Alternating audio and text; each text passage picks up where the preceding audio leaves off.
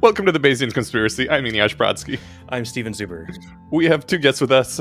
I'm Jennifer Kesteloot. And I'm Wesly Fenza. Welcome, guys. We are here to talk about a interesting post that Wes wrote a little while ago, which sparked some Twitter controversy, and also which sparked some interpersonal controversy among the people I love in my life. So I think this would be great to talk about because I always like to air all the dirty laundry. Wes's tweet is going to end a marriage. You really do. Really hope and depending on how where the conversation goes, that may or may not be a good thing. So, yeah, right. I think you don't know. Ending a marriage might be a good step. I think by the end of this, I'll be able to walk Wes into admitting that he wants to end marriages. I'm a divorce lawyer. It's literally money. I literally want to end marriages. That's my job. Oh, that's awesome. No, one of the reasons I went into divorce law is because I'm like, I want to help people end their relationships. No, totally. But you don't want to like sabotage relationships to get business. No, right. That's what I was. That's what I was insinuating as a joke. I'd never get business that way. I mean, if I ended the marriage, even indirectly, I'm probably conflicted out of the case anyway. Okay, all of us know what we're talking about, but none of our listeners do. Very good. Let's talk about ending marriages. We're not talking about ending marriages. We're talking about whether we have an obligation to enforce other people's contracts. Right. Specifically, their agreements not to sleep with other people. So what did you write? So it started with my troop deployment from my other and Eniash's other far superior podcast, The Mind Killer, where I said I don't want to be the monogamy police. And if you have an agreement with your husband, wife, girlfriend, boyfriend, whatever, that you're not going to sleep with other people, that's fine, but that's between you, and it's not up to me or anyone else to enforce that agreement. So if they come to me or to someone else and they want to cheat, then I don't think that third party has any obligation to turn them down. Which I thought seemed entirely reasonable, and then everybody freaked out. So do people here want to freak out? I had a lot of contentions to draw with like the specific examples. All right, so as part of the research for this post, I say, and I was doing Twitter polls. I will also put an asterisk next to the word research there. Yeah, that's what I was trying to say there. It's not real research.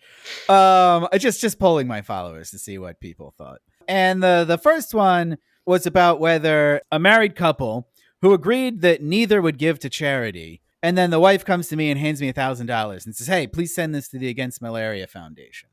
And then I go and do it. And I asked people if that was good, not bad, kind of bad, or very bad. And most people said not bad or good, like over 70%. It was like 36% not bad, 36% good. And then 22% kind of bad and less than 6% very bad. Out of how many people? 755. That's awesome. Okay. Well, I think Ayla retweeted that one. None of the other polls I took had that many responses. The thing that you can do, even if you have selection effects, is compare like the attitude about one thing to the attitude about another thing. So I wouldn't look at this and say, 36% of people think that's not bad. But I did do a second poll where I, instead of, handing me cash and an agreement not to give to charity, their agreement was not to sleep with other people. And then the wife comes to me and asks me for oral sex. And I always do oral sex because it's like super low STI risk, because people like to pretend that their monogamy is about STIs when it most definitely isn't. It is a perk. It's a perk, but like you don't need strict monogamy for that. Like you could have certain types of sex and nobody does that. Totally. But basically everyone said it was bad. 53% kind of bad, 26% very bad. Less than 5% good. Yeah, how many for not bad? 14.6%. The reason I asked that is because whenever I brought this up before, people are like, well, look, it's not about the sex. It's because it's about, agreements. Breaking agreements is bad. And if you help someone or enable someone to break an agreement, that's also bad. And I'm like, that's not true. Because there are so many contexts in which people could help someone else break an agreement they made, even like a solemn vow or whatever. And nobody's going to think it's that bad. People are not going to say it's the third party's responsibility to like make sure that they keep their agreement. So I just came up with another situation where somebody made an agreement, or a wife made an agreement with her husband and then asked for my help breaking the agreement. And most people thought it was fine. What, with the charity thing? Yeah. I don't think that's real. I don't think that's people's real objection to the problem there. Like, Right. That is Wes's contention, yeah, that people say this is their objection, but it's not. it's not just, it's my job to help maintain other people's relationship contracts, regardless of what that contract is. Because that's insane. I know. So, like, but when I think there's a difference between like the socially common and acceptable practice of some people appreciating monogamy in their relationships. When I saw the second question of, all right, this couple has decided that they're not going to give to charity and they're going to make each other not give to charity. Like, the first thing I think of is like, what kind of fucked up relationship is this? Like, these are two psychopaths. That is a very appropriate thing to think when somebody is forced into that kind of relationship. Yeah. So I see what you're trying to do, Yash, but it's not going to work. Like, there's a huge difference between saying, hey, look, we agree that this is an expensive signal of our fidelity to each other, and we're going to, make that sacrifice and yada, yada. Like, I can totally follow that line of reasoning. Well, how come not giving to charity isn't an expensive signal? That is the one he was talking about, wasn't it? Yeah. What's the important difference? So I spent a long time thinking about this, and I don't know. Like I said, when I read the second one, my mind is hijacked by the concern of like, what's wrong with this woman's husband that he'd punish her or that he'd push for an agreement that neither of them ever give money to starving kids. You're really just making this too easy on us, Stephen. Jen is throwing up her hands like she wants to say something, but she's way too shy to say things. So I'm trying to tell her. I'm not being shy. I am doing the like first seek to understand and then seek to be understood thing. And I want to make sure that I'm disagreeing with that we have an actual disagreement. I feel like the people that you are most in disagreement with are not represented in this phone call. So I think you and I are in disagreement about a lot of things, but I don't think I'm the typical respondent of your Twitter poll. I don't think there is a difference between the charity case and the sex case. I think that because my fundamental problem is with the lying to your partner. The reason I was making a weird face that Inyas ratted me out for is because you were saying, what's the matter with this guy, this fucked up husband that doesn't want his wife to give to charity? And I thought, wow, that's assuming a lot, when I thought the intention of the example was they both agreed to it. For whatever reason, at the time, they both agreed to it.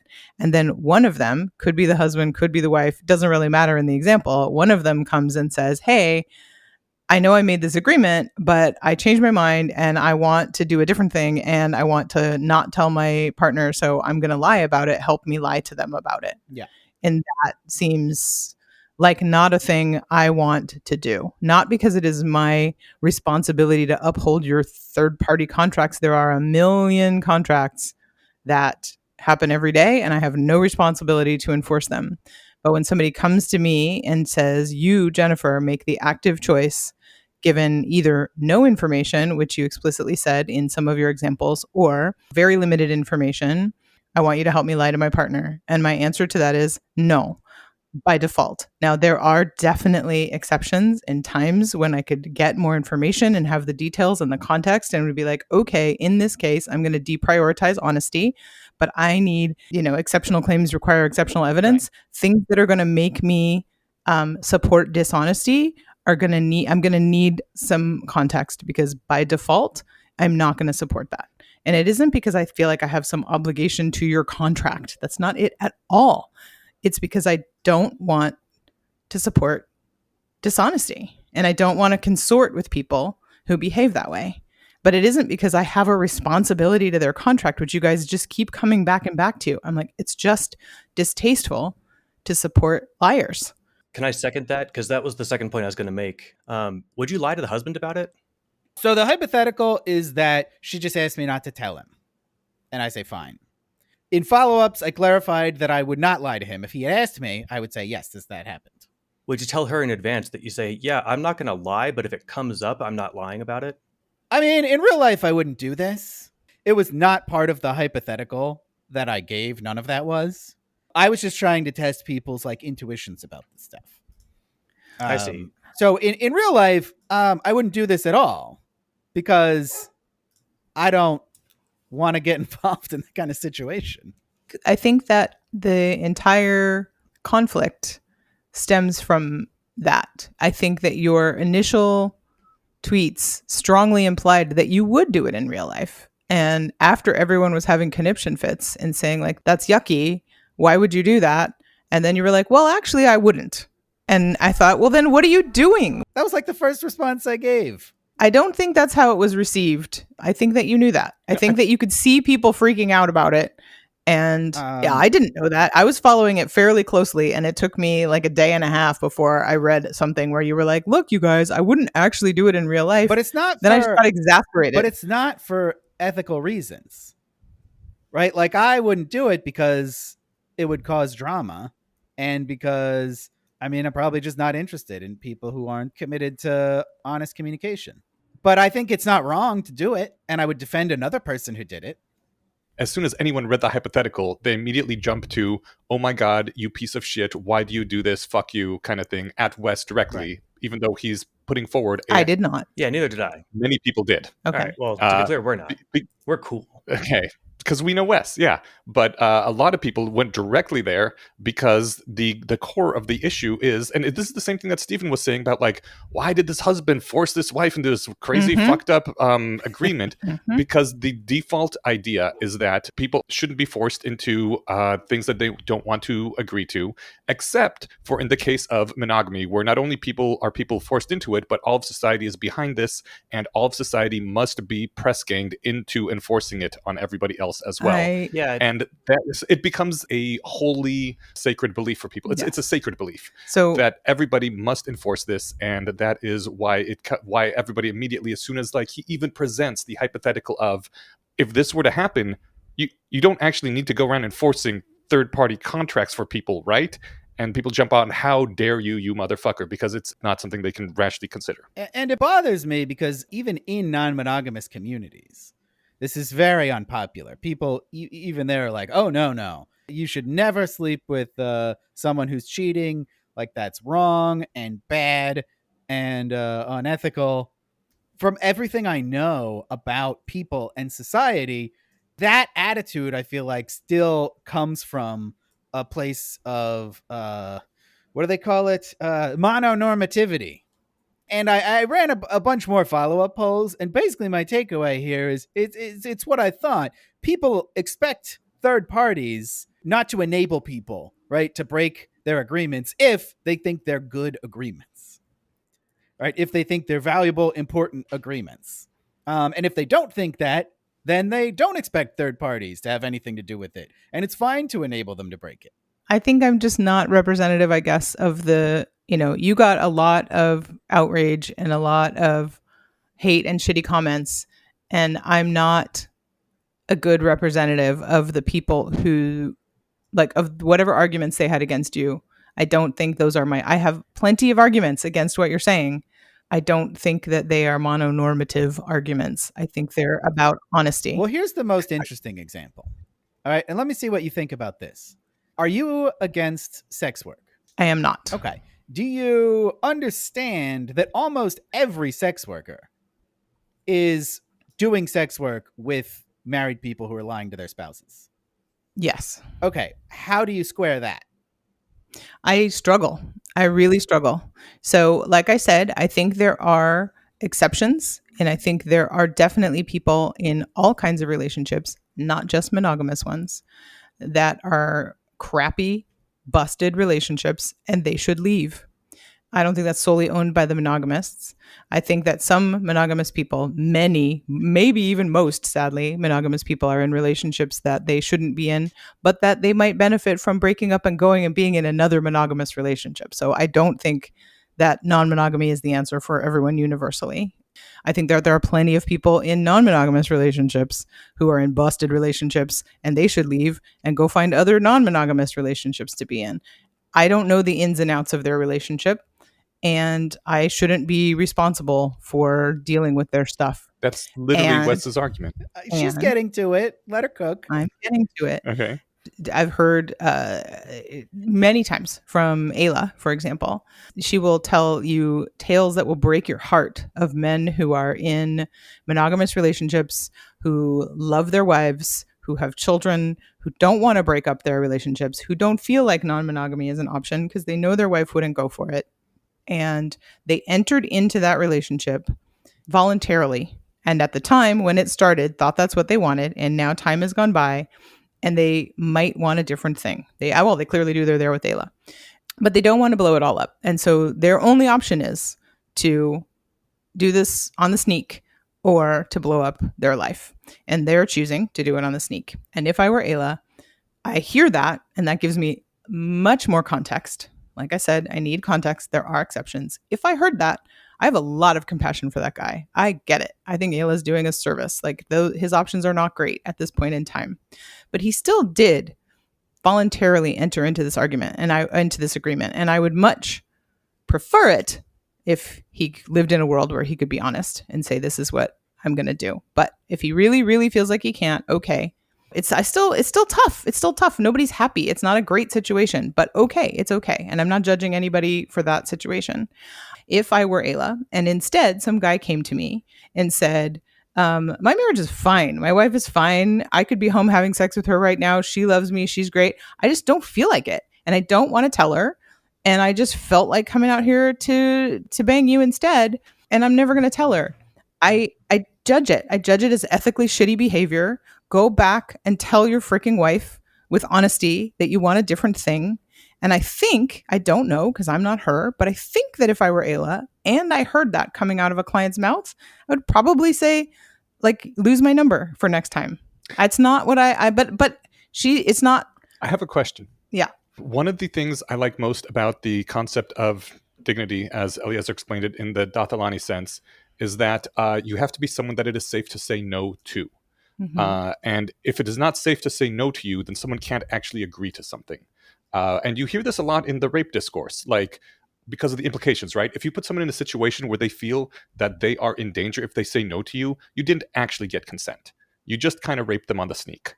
Do you think that this guy could just go to his wife and be like, look, I just want to have sex with other people. I still love you. I still want our life together. Let's just change things around a little bit. We'll be safe around it and it'll be fine? Or do you think like the entire world is going to blow up?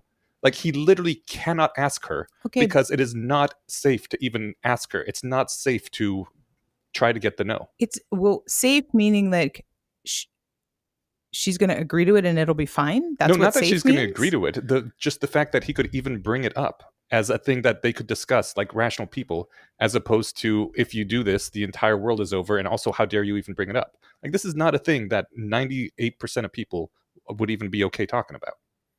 Okay, but he was an adult. You make it sound like she had the gun to his head to make the agreement, and she didn't. He could have stayed single. Mm-hmm. He could have stayed single. Mm-hmm. He could have said, I don't want to just bang one lady for the rest of my life. And I believe that no matter how much he changed his mind, no matter how many doubts he had when he walked down the aisle, he still did it. And if you are saying he's not capable of making an adult agreement, then nobody is. Then you can't make any agreements, because I could make an agreement with you to go into business, mm-hmm. and we make a business together, and I'm like all in and I love it. And then 5 years later, I'm like, I don't like it anymore for whatever reason. I want to go into business with somebody else. I changed my mind. I don't like you anymore, whatever. That would be so difficult for me to go and say, I don't want to be in business with you anymore. We have to either break up, or we're like it's going to be terrible. We're going to break the business in half. Are we shutting it down? Am I buying you? Are you buying me? Our friendship is over. This would be a terrible thing. And what you're saying is, I was coerced into signing that business agreement in the first place. And I wasn't. In fact, I think that you could be coerced to signing a business agreement. The mafia does it sometimes. That's not what we're talking about.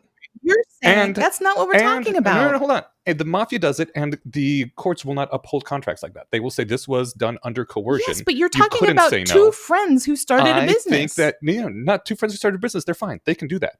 No, they can't. I'm talking, because no. Two Listen, friends. I don't one think of them you. Is the mafia. I don't think you heard. I did. All right. So respond to what you actually said. Then I disagree. Correct. I disagree with you that getting married for the vast majority of people is like two friends starting a business. For most people, it's the mafia showing up and saying, "Oh, that's where you're wrong." I think, Eneasz, not to be that's where we like. I think your sample size is like skewed. So, I think you can add facts to the situation on either side that will make all of us agree that it's unethical. Probably you could add facts that would make all of us agree that it's ethical. Wait, to join I'm talking about To to cheat. start an agreement, to make an agreement, Well, to just decide to get married. I love you, you love me, we fall in love, and Right. we are blissfully happy together. And I genuinely in my heart feel like this is going to be great. I love this idea of life with you. Yeah. And I want to do this with you. And then two people do that together. And Enya was just like, nobody actually wants that. They're all being fucking coerced with a gun to their head. And therefore, they should be able to walk away at any point and lie about it. And they're scot-free because they were incapable of making such an agreement in the majority of cases, Well, which I think is nonsense. we Thank you. I was going to do say, live in a society where monogamy is assumed to a point where I think it's fair to say most people are coerced into it. yes, and not just assumed, but enforced to the point where strangers who are not involved in this are coerced into enforcing it as well. Like, Jesus Christ. They're not enforcing that. They're enforcing lying. Yeah, Don't lie. Well, Your partner. Jen, you can't. I don't think you can say that. You can say that's your attitude, right? But I don't think you can say that society shares that attitude. That's Well, why I I took can't- all yeah. these polls, because I wanted to test whether people think it's okay to enable lying, and by and large, they Well- do. So Jen, I think you'd be in the case then of like what percentage of people was it that said that they would think it's bad to help the woman donate to charity? It was like 20% Yeah, or I something. think that's bad. That's bad. That to help her donate to charity. Yes, because otherwise you're assuming that she's incapable of making that agreement in the first place. You're like, oh, poor little thing got forced by her husband into making this agreement. I'm like, I don't know what the deal was, but I'm going to assume that both people said, let's make this agreement. And then you're allowed to change your mind. You always are. I just think the right thing to do is then to go to your partner and say, we made this deal, but I've changed my mind. Yeah, And not to sit and around and lie. I wrote a. Oh, sorry, go ahead, Stephen. Oh, thanks, man. I appreciate it. There's a lot of cooks in here.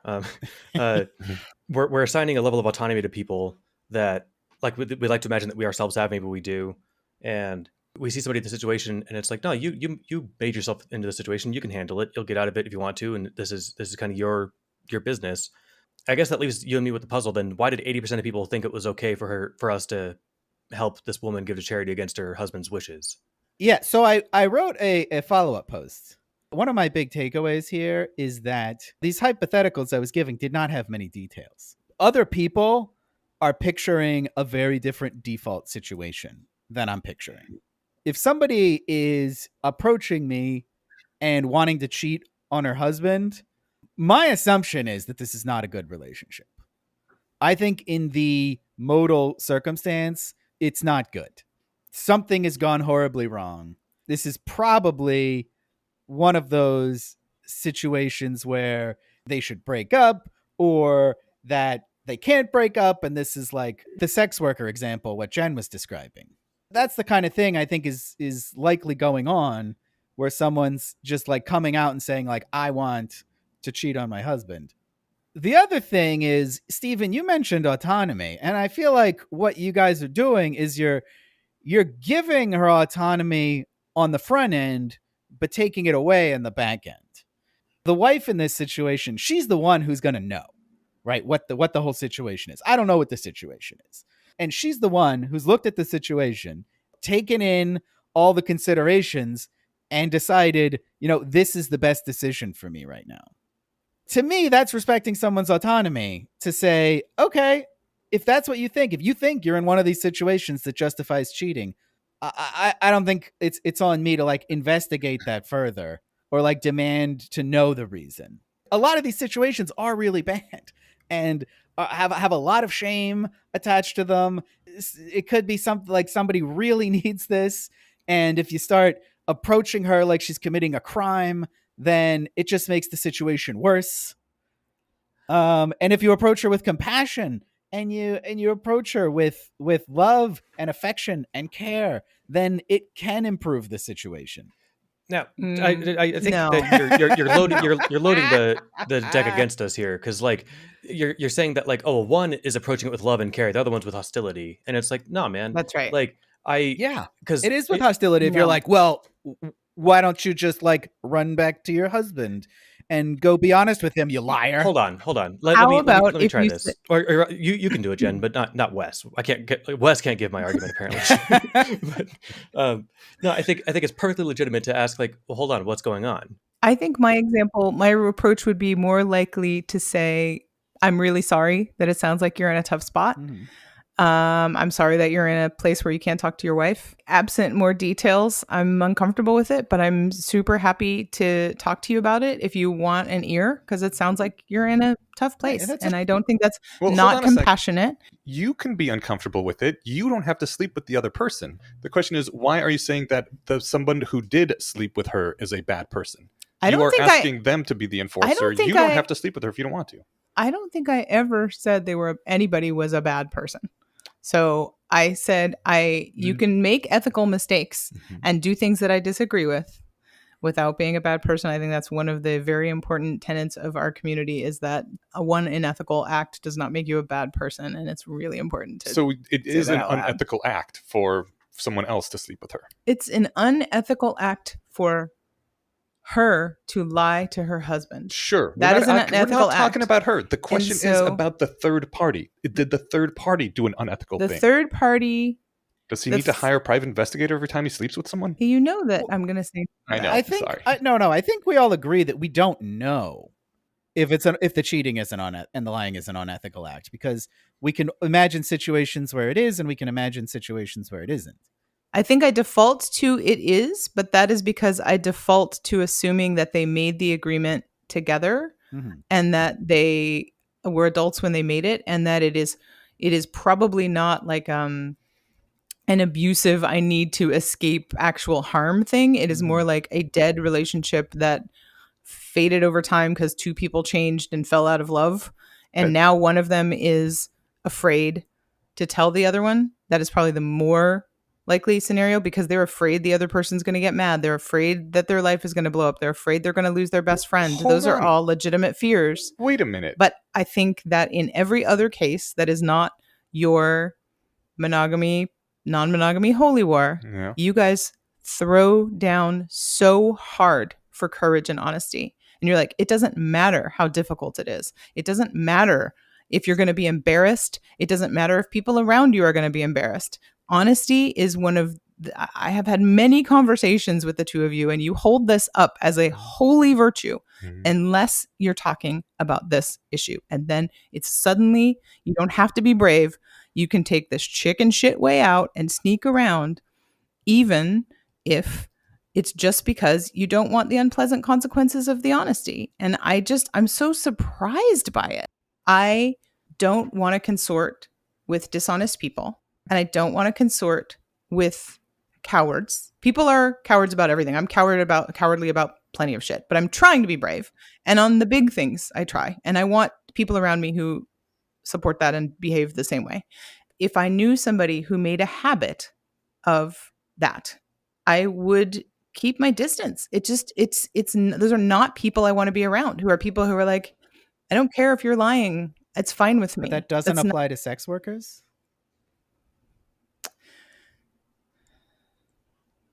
Because they pretty much make a habit of that. It's hard. Yeah. I mean, I don't want to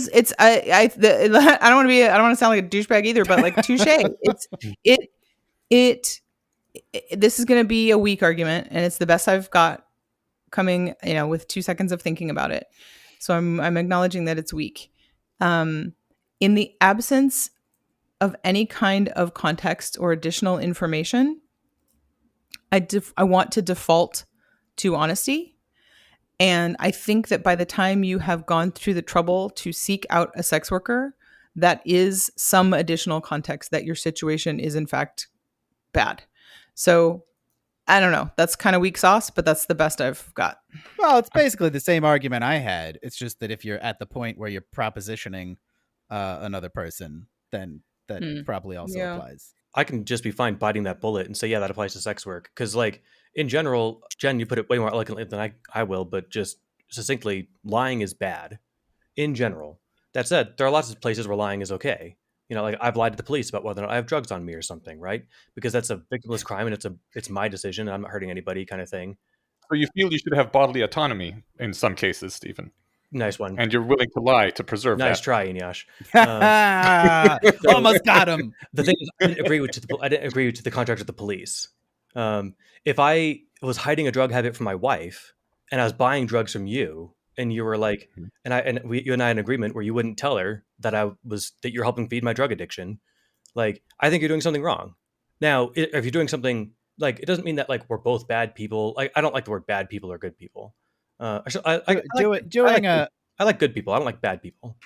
This is actually a very interesting example that you brought up, because there are a lot of bartenders in the world, and are they supposed to ask every one of their clients, like, do you have a problem? Is there a third-party agreement I should know about as to whether I serve you alcohol or not? Not even do they have to ask. What if they know? What if they know their wife doesn't want them to drink? All right, so let me answer both those questions. 1, no, you're not supposed to ask. 2, if you know, you're not supposed to serve them. That's easy. Like, Eneasz, the thing is like... Well, it's not that you're not supposed to serve them. It's that they told their wife they wouldn't drink. Like, should you not serve that guy if you're a bartender? I wouldn't. Like, I mean, if they said like, yeah, I'm lying to my wife and kids or whatever, like, I'm like, well, I don't like lying. Lying is like one thing that makes me, it's one of the ethical failures that makes me feel icky. And so, like, I don't even like lying to the police if I have drugs, but I have to if I don't want to go to prison, right? So the case that we know with the bartender is like, that's an establishment where you go to get booze. This would translate to the sex hypothetical, where it's like, if I go to a brothel, are they supposed to ask like, hey, is your wife cool with your being here? Like, that's not why they're there. If I'm going to a friend should care. I ask this is particularly interesting to me, because I was married, as you guys know, to a fundamentalist Christian, because I was 19, and you know what? There's a whole different thing. I'm not going to get into all the reasons behind that and my beefs with monogamy. But this fundamentalist Christian believed that drinking alcohol is against God's will, and she would have none of it in her house. And more importantly, her husband should never drink either. I would sometimes go out to parties, and I would sometimes have drinks, and it was always a fucking issue in our marriage if that happened. And I don't know, do you think that my friends, if I went to their party and they have beers out, they're serving alcohol if people want it, should be like, oh, whoa, Eneasz, you're married to the fundamentalist Christian lady, you can't have any of this? So I think this ties back to what we're talking about with, like, can you go into business with your friend and stuff, and like, are people making no, it should does. Should they be enforcers to her demands in our relationship? I think that there's a distinction there that's worth making, and it's that you're 19 or 20 or 21 or whatever. No, I think that I really think that matters. I think that dumb kids do dumb things, and you shouldn't have gotten married to a fundamentalist Christian who didn't agree with your lifestyle, right? Did you know when you married her that you wanted to drink and that she just wasn't ever going to let you? She became more fundamentalist Christian after we married. Okay, so you didn't agree to a house with no alcohol. Well, did you? I did not. Okay. Did you agree to it? Yeah, did you? I did not. Okay. Not when we got married. Did you ever? Well, then That was the thing that happened to later. me, But that did you ever feels- agree to it? Not Not but freely. I stayed. Did you give her I the didn't- impression that you agreed to it? No, I didn't agree to it, but once she decided that she was going to go more fundamentalist, my other option was ruin the marriage. But you said it was an issue in your marriage the whole time. So she must have known you were drinking. It was, well, after about a year, once she started going far more Christian. Like, it wasn't there from the very beginning. So, like, in that context, though, the But terms of when the I say the agreement whole changed. time, it was, the marriage was 6 years, so it felt like the whole time. It felt to me, if this feels to me like she switched the deal halfway through and you Mhm. never agreed to it. So I don't think anybody has any obligation to uphold that. That is, in fact, a deal you did not make. Well, the other option was ruining the marriage, which is the situation anybody in a original monogamous relationship ends up in too, right? No, because you didn't make the deal. It's not the same. It's not the same. The analogy is broken because you never signed up for the deal. All right. Well, You never agreed. Jen, this is So I'm not going to enforce a thing upon you that you never agreed to. Jen, I have a question for you. Yes. What if there was no lying? What if a woman comes to me and says, I want to cheat on my husband. I'm going to text him right now. I'm going to cheat on you with this guy. Then I'm in favor of it. Then is it okay for me to do it? It's okay for you to do whatever you want. I think I would stay away from it for the same reason I would stay away from the lying. Oh, Is yeah. like, what kind of psycho behavior is that? And I don't want to part I've of it, actually- and I don't want to support it. I've actually literally Like- been in that situation. It sounds like Oh a drama my God, magnet. you're- But And I definitely turned it down.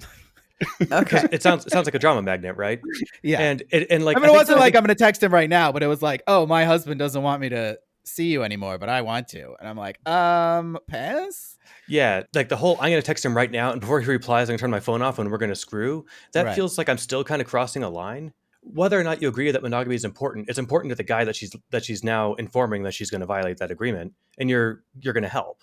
maybe this is too stretch of an analogy, but like it'd be like, somebody's 5 years clean and they like, you know what, I'm sick of this. And they're at your house, you've got all the cool drugs, and they're going to text their spouse and say, hey, you know what, I'm off the wagon, fuck this, turn their phone off. Hey, hand me that plate of drugs. Do you say, yeah, you bet, bro, good thing you informed your wife, now we're all square? It's like, dude, I think you fucked up.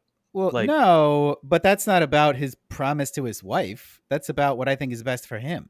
I mean, doesn't he have autonomy to make his own decisions, etc.? No. No? I'm going to make that decision for him. I'm in that situation. I'm comfortable overruling his autonomy. Oh, because I used the word addict. Yeah. I guess He's you're an right. addict. And this is another thing I talked about in some follow-ups to this. It's like, if I really think this is going to be bad for you, right? You are not thinking rationally. You are going to regret this, or you are in like some kind of altered state. I guess it depends on how sure I am, because I will always discount my opinion on what's good for somebody else versus their opinion. Yeah. And when it's an addiction situation, I think that's extreme enough for me to be able to say, no, I know better than you. Yeah, that's fair. When it's cheating in a marriage, I don't think so. Because look, we keep like, going through situations, and you're like, well, yeah, that one's sympathetic, but this other one isn't.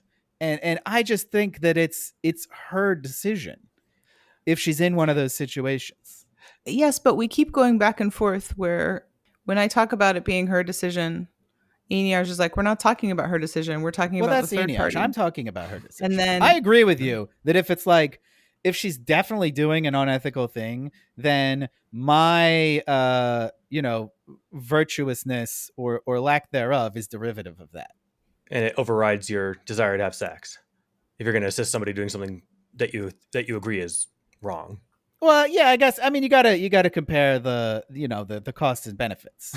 One orgasm versus one ruined marriage. Well, it's not just an orgasm, Stephen. That was another thing in my. It could be 2 or 3. Post. Yeah, people are really like downplaying the value of a sexual experience. Yeah, I mean, they're treating it like it's nothing, or it's even worse than nothing, or it's something. It's tawdry or cheap, or not.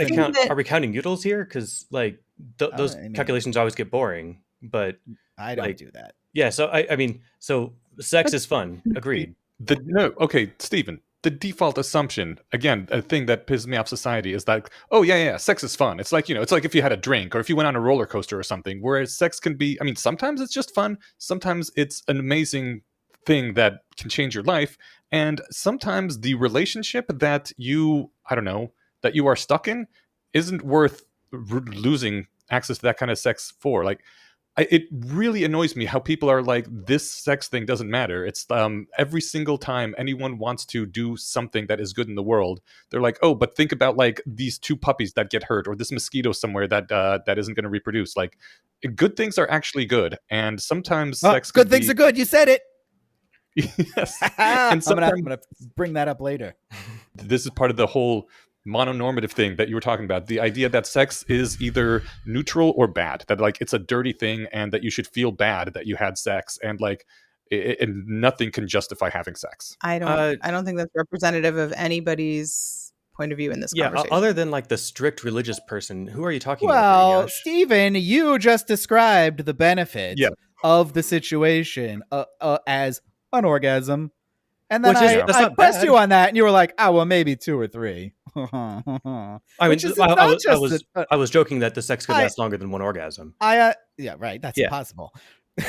So, like, I guess I'm not. That's not just an orgasm, Stephen. It's a night of intimacy with another human being. It's a moment of connection. So, wait, is sex super important or super not important? I've heard poly people make both arguments. It can be either, depending on the situation. Okay, I think we're going around in circles a little bit, because this one it does tie back though, because if you agree that it's super important, then you agree that like the thing that this person and their spouse share is important to them, and if it's like this more if it's a super transcendental thing that is life changing and world important and revolves around it, then you're doing something to help wreck that for somebody else. I'm not wrecking it for them. She's wrecking it for them. I mean, I would love for them to be able to go back and talk it out and patch things up. But I think by the time somebody's actively out recruiting sex behind their partner's back, they're probably pretty doomed. So it's not about repairing it. But do I want to help them doom? No, Yeah. I'm not. I wouldn't help them You doom know what either. side I'm on. I'm just saying. I definitely do. Even if, like I said, I wouldn't sleep with her, but I'd probably tell her, hey, maybe break up with your husband. Yeah, I would certainly say that. Yeah. I would say that. I would, because I absolutely say think that they probably should break up. Preserving the relationship is not like a good to me in this situation. That's actually probably bad. I don't think that I am on team preserve the relationship either. I'm just on team be honest about it and go back and say, I don't want this anymore. I think you guys are making a bunch of assumptions I wouldn't make necessarily. Like, maybe the relationship is pretty awful, but maybe it's a perfectly fine relationship. It's not. If you're sneaking around and lying to each other, it's not a perfectly fine relationship. Definitionally, it's not. Well, some people put up that with you guys are stuck in a horrible monogamous culture, which punishes you having any sort of sexual experiences outside of the marriage. But aside from that, maybe everything else about the marriage is great. And really, the only downside is this stupid society that you're stuck in, and we could just ignore that part. So, for the record, I'm not on team monogamy or team non-monogamy. I really hate this war. And I hear how much of a holy war it is to you guys and how much derision and disrespect you have for monogamous people in monogamous relationships. They're dumb and they're against their will, or they're pressured and they can't even enter into agreements like adults. Like it makes me sad. And I know that there are many, many more monogamy people than there are non-monogamy people, and they are at least as bad and probably worse about saying shitty things about the non-monogamy people. But I hate the holy war, and it just makes me sad. It makes me sad. I think you're lumping me in with Eneash here. Team sideline, Jen. I'll get us matching jerseys. We can hang out. I think monogamy is a fine choice for some people. I think it is. What percentage of the people would you guess? Because I think you're probably thinking some teeny weeny weird probably freaky. About 10% of men and maybe 40 to 60% of women. Well, that seems like an unfortunate state of nature. Doesn't it though? Yeah. So it sounds like the ideal state of nature here then is a circumstance where these remaining 40% of men, quote unquote, commit to monogamous relationships to keep their spouses happy and then go on to be non-monogamous themselves, maximizing everyone's desires there. I mean, there are, monopoly relationships that work. That might be one option. Well, I think that ideally it would all be entirely honest. Yeah, I think if the honesty was a component, then it wouldn't be mono, poly, whatever. It would be one person lying and one person being lied to. My contention is that this scenario cannot actually hurt a monogamous relationship because it wouldn't come up in a monogamous relationship. You mean poly relationship? Because they're monogamous. No. He means that once someone's trying to solicit sex, they're no longer monogamous. Oh, I see. Yeah. And they probably never really were. You don't know. Okay, that. I don't know that. Fine, I don't know that. But this cannot threaten a monogamous relationship. I think you've never been in one, and you're so typical minding. Mm-hmm. I was 25 years blissfully, happily monogamous, and I swear to you that I was not like under duress. Yeah. And when I decided I didn't want to do that anymore, I talked to my partner. We did it together. Right. And that is a thing that people can do. And you are acting like, no, that's like some weird freaky corner case. No, and your marriage would never have been threatened by you going up to Wes and asking for oral sex, right? My marriage wouldn't have been threatened because it would have already been over. No, because you never would have done that. It never happened is what I'm saying. You were in a monogamous relationship, so there was never any time where you were going to go up to Wes and ask for oral sex.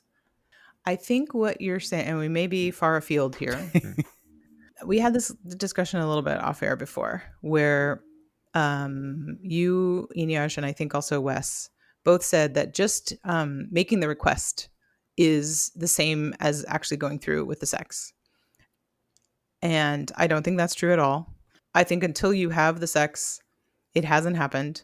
And I think it's more of a betrayal to have the sex than it is to ask the question. Not that it is not a betrayal to ask the question, but I think that it's not a Boolean.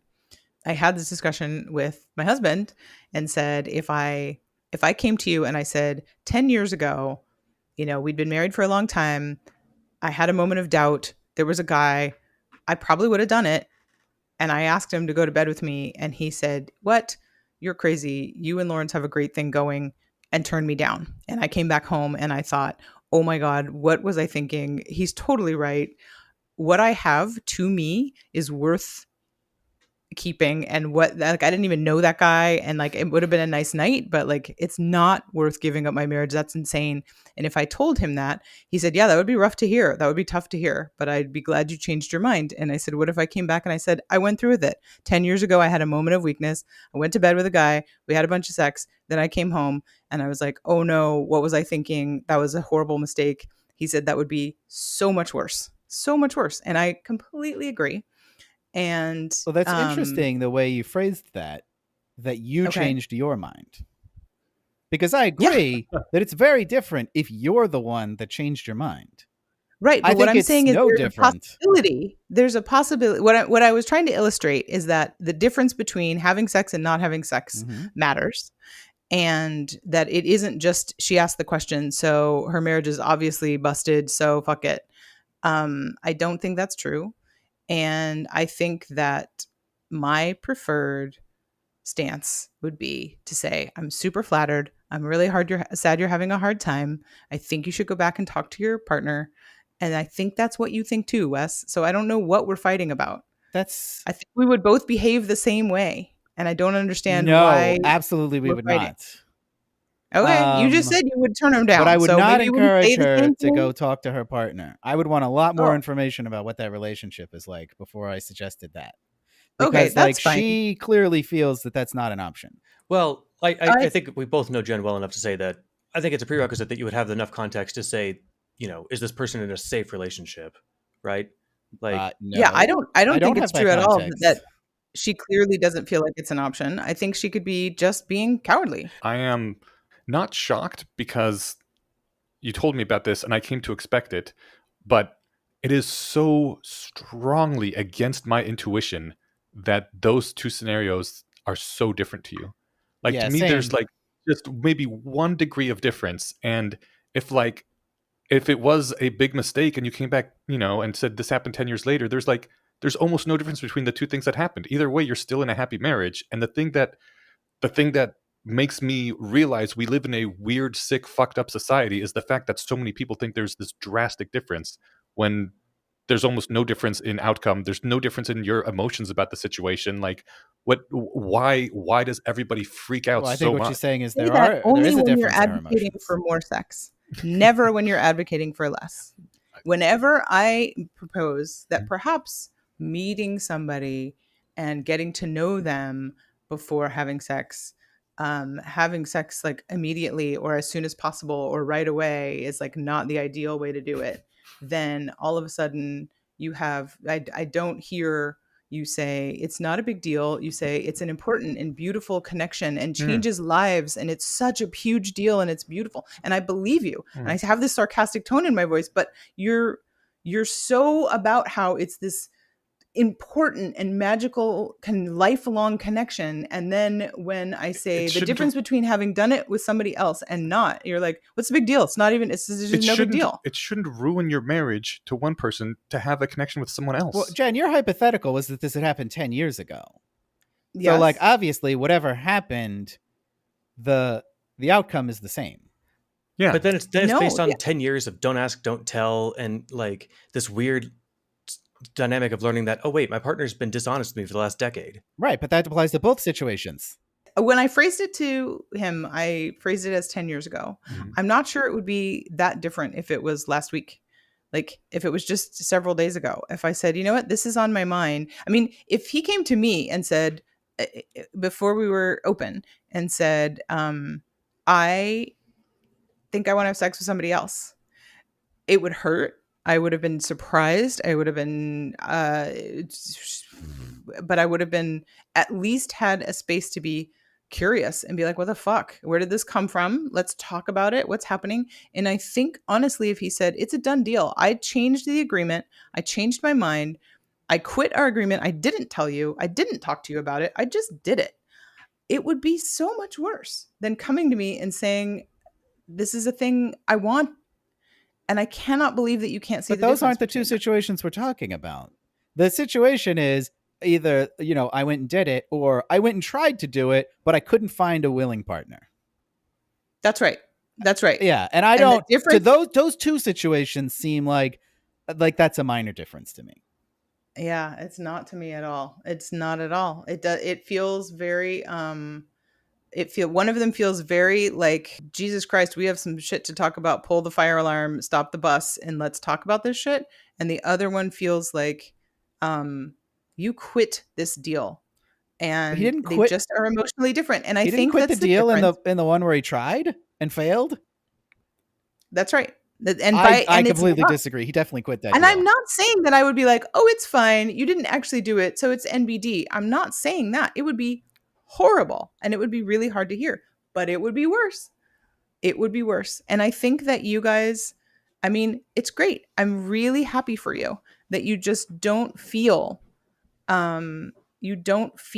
any sense of collaborative. There's not a thing that you think that two people own together that can be broken apart in that way. You really think of everybody as I just individuals. think it's already been and broken so- apart.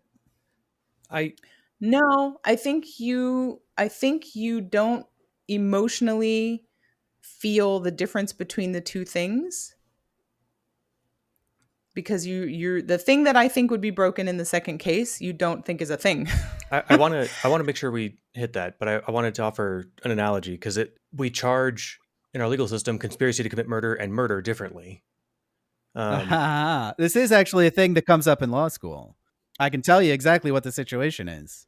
We do punish murder and attempted murder differently, but we don't do that with most other crimes.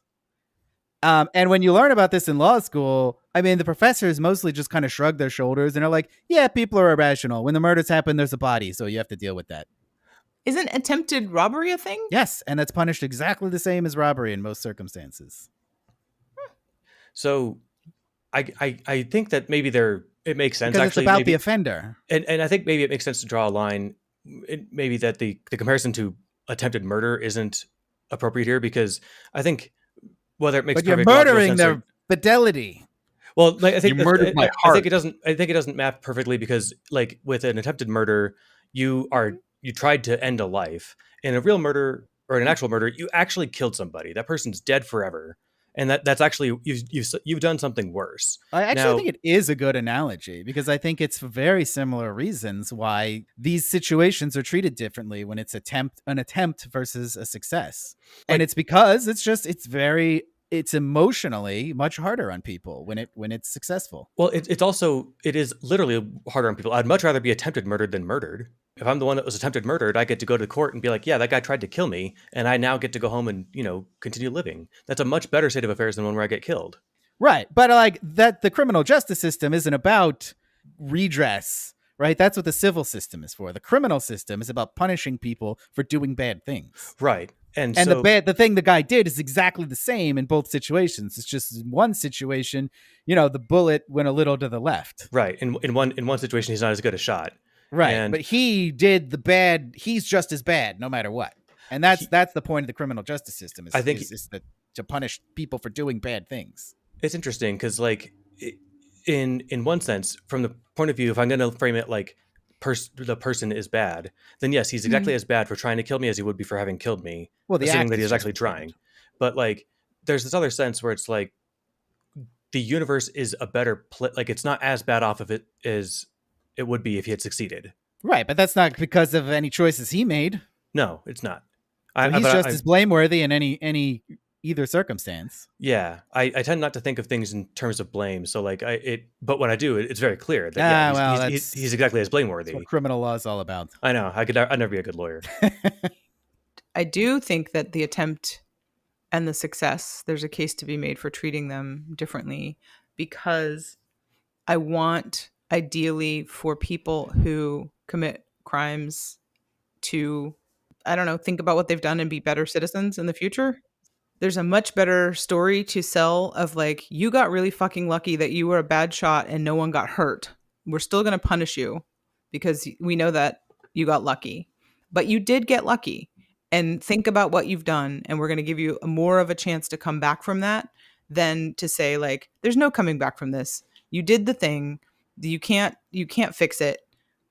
You're fucked. And now we're just going to throw away the key. I don't know. It feels different to me. I can't entirely justify it more than that, other than to say, telling someone you got real lucky here today. So you think the guilt from actually committing the murder makes someone less likely to be able to be rehabilitated?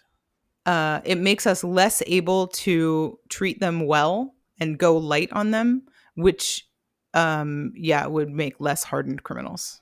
Yeah. I think when you like, I'm going to just throw you in jail and lock you up and throw away the key, hardens hearts and makes you, less. It's not about whether or not they can come back from it. Like they probably, once they're standing over the dead body, are feeling pretty bad. But as a society, we just simply can't be like, well, doesn't that feel bad? Aren't you really sorry that you killed that person? Now we're going to let you kill this one and get away with it a little more lightly. But if you kill a second, like it's just not practical. Right. And that's pretty much the reason why it's treated that way. Okay. Is because we as a society like can't bring ourselves to do that. Even though, people who study criminal justice and make all the arguments of what the purpose of the criminal justice system is, I'll say like, I mean, based on what we want, the outcome we want here, we should be treating these the same, but we can't do it. Yeah. So maybe I'm just an emotional creature and I will absolutely own that. For what it's worth, I think I'm, at least in this example, a pretty emotional creature too. Like I have a lot of monogamous friends. Some of my best friends are monogamous. Exactly. I can't be a bigot. I want the two worlds to coexist in peaceful harmony and all that, but this was one of the few times where I actually felt repulsed by that entire society when I saw how people were reacting to this. And it got me very emotionally wound up, just, in the opposite direction because of how distasteful the other side was. I think that we can't ignore in like the survey data though, like just how incongruous the second example was. Cause like, it's so unusual. It's so weird. Like who would make a commitment? And it's two people can agree to do it, but it's like, what weird people are they? Like, it's just a hard way to imagine. Then I think you kind of just ignore that. You just look at like, look, I'm helping kids get more food. All right. Well, help them give to charity. Like, I can see where those people are coming from because they're weirded out by the example. Like maybe another one would be like, well, that's exactly my point though. The way people, so like, but like it or not, like monogamy is normal. It's common. It is normal. It's popular. Whereas whereas commitments to not give to charity aren't. They're weird. Yep. So like I think maybe a more relatable example might have been something like you've got two Muslim friends, or like they're a couple, and the one says, "Hey, when I'm over at your house, let's have pork. Let's not tell my husband." Like, I did that with chocolate. Nice. I mean, and I did it twice actually. I said they have an agreement not to eat chocolate, and I did. Oh well, they have a BDSM dynamic where the wife is forbidden to eat chocolate. I did both of them, and they both came out exactly the same way. That's funny. I chose the pork thing though because there's a holy component to that right. Like might be more emotionally salient. Well, I also did a poll about a conservative Christian who's not a wife who's not supposed to be alone in a room with a man. I was hoping this would come up. Yeah, I didn't see this poll, but I like the example. Yeah, I did that poll, and everyone was like, and I was like, okay, well, what if she comes up with me in a room and starts talking to me? Like, do I have to leave? And everyone and I say no. Instead, I just talk to her, and everyone's like, yeah, that's fine. Yeah, well, I think it's because they think that's a stupid rule. Yeah, it's a stupid rule, but also like it's a huge actual imposition on you to follow it. Because like suddenly you're turning down sex isn't a huge imposition on me. Suddenly, are you kidding? Suddenly, you're running around the office trying to dodge this person. You don't think turning down sex from a hot girl is as inconvenient as walking out of a room? I think being chased out of a room because someone walked into it because of their weird preferences, Like that's them making All right. that's them making their problem your problem. Yeah, exactly. It's both situations are that. The way I phrased the poll was like I have a conversation with her. Like I'm doing something. I'm participating.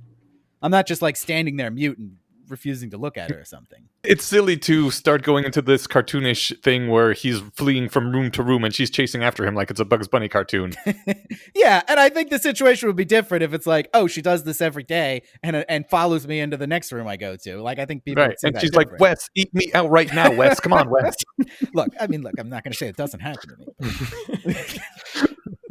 So this is so you're right. That's a cartoony example, but that's where my mind went. But I think the difference is people think it's a stupid rule. They're like, they shouldn't have that rule. I'm against that rule. Right. I think that explains the difference. I am thinking about the public at large responding to your polls. They have a bias towards monogamy. Right. So they say we're in favor of honesty and not lying to your partner. But if it's charity, that's fine because what we're really upset about is monogamy.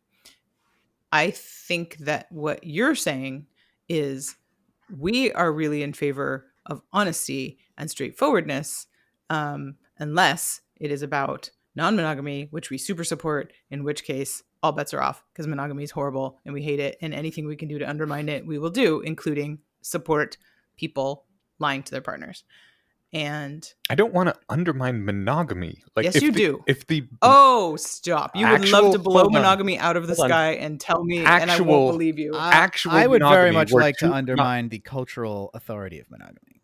Thank you. Actual monogamy, where two people want to be monogamous, that's great. Have that all you want. You get to decide but that monogamous most people society, which enforces it on everybody, that is what I would like to They're explode. not enforcing it on everybody. They're absolutely not. They're not enforcing it on me, you, anybody in this call. They're not enforcing anything on anybody. What they are doing is encouraging it, for sure, overwhelmingly. Encouraging it to the point where they're like, Wes, I think you're a piece of shit person and I don't want you around any of my friends. That person, I saw that one reply and somebody said that person was crazy. I only read the Twitter thing for like 10 minutes. But like, to be fair, you can't generalize from one asshole on Twitter. Yeah, I'm not worried about that guy. And that was just one guy. Yeah, we can't generalize. Indicative of many people, though. So I think you definitely pushed a button, which is... So this is now I'm changing the subject again. Well, so don't change the subject because I want to answer. Okay. I don't think you have paid close attention to my position on honesty. Because I am in favor of honesty conditionally. Okay. If there's a blowjob involved, I'm not in favor of honesty. Right? No. Steven, stop. I'm just kidding. That's why I laughed. I was explaining why I chuckled without meaning. Making a joke. Jokes are always allowed. All right. I think honesty is complicated. Honesty is the best policy in situations where you can have a trusting relationship with a person. Yes. Where that is a possibility, I will try to facilitate people being honest. But if that's not a possibility, I'm very comfortable with lying. Like, I encourage people to lie on their resumes. I would encourage people to lie to get into college. I encourage people basically to lie to authority most of the time if they feel that that's the best decision. I'm not like, I don't encourage people to lie, but I encourage them to make their own decision. And if they think lying is necessary or is the best decision to make there, then I'm going to support that. Unless we're in one of those circumstances where I have enough information for me to say, no, I know better. I feel that I'm pretty consistent in my position on honesty. It is something I value. It is a good thing to exist in relationships between two people, but it is not it can't be removed from context. What sort of context? Well, like what is going on in this relationship where you feel like you can't be honest? Right. I think I'd want to know that before I facilitated their dishonesty. Right. And that's Jen's position. And my position is that I'm okay saying that that's your decision. right? That I don't have to butt into that and like judge your decision. I see. I think maybe then I think I figured out where my disagreement comes in then, because I think it's also my decision. Like, Yeah, because I think that's and this was in my follow-up post, that like this is a big difference of the way I view the world from a lot of people. saying, well, I would tell him if he asked, that's kind of nonsense, especially if you don't know him, right? Like, Well, no, I don't think that is that's a slippery way nonsense. out. Like, That's on me. Like, that's my decision about whether I'm going to tell the truth or not. my commitment to the truth, to being honest to people, goes beyond like, don't ask, don't tell. Like, if I know something that could severely impact somebody's life and I'm withholding that on purpose, I'm doing something wrong. Hold on a second, Stephen.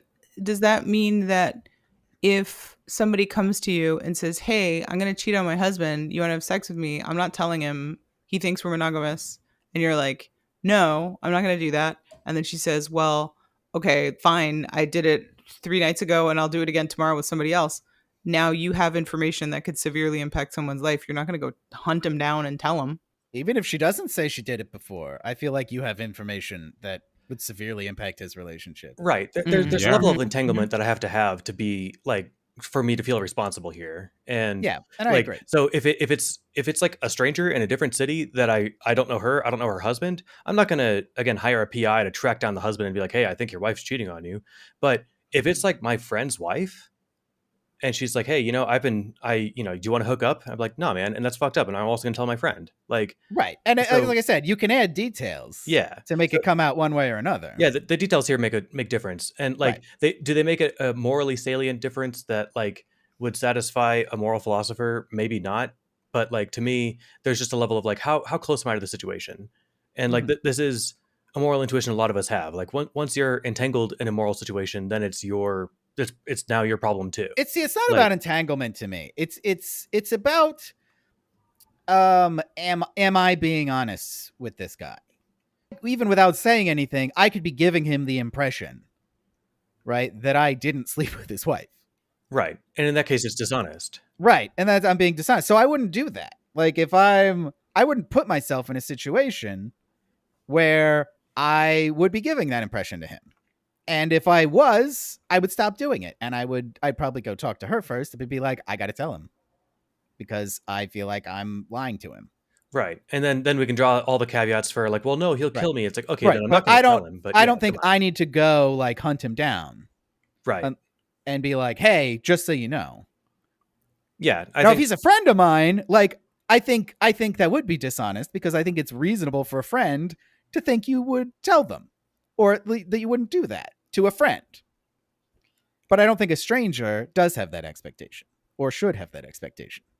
Thinking back to when Jen said that, like, she seemed your default assumption was that this is a relationship that has been kind of dead for a while, or at least dead in the bedroom for a while. No. Just that something's broken. By the time you're out searching for someone else, then something is broken. Okay. Badly broken. It seems that the people who are really against Wes or whoever having sex with this lady. Okay. The people who are against Wes having sex with this lady seem to have the default intuition that this would be making the world worse in some way. Whereas my default intuition is the opposite. The sex that this lady has with some third party is not going to change her relationship. Her relationship is already how it is, whether that's good or bad or neutral. Her relationship is what it is, and this other sex isn't going to change that. But having the sex could make a good night for her or for him, for both of them, right? Like, the default, in my opinion, is that there is net good put into the world and nothing was changed for the worse. But that's because you did not acknowledge that it would absolutely could make their, whatever the relationship is, existing relationship, way worse. I agree with both of you.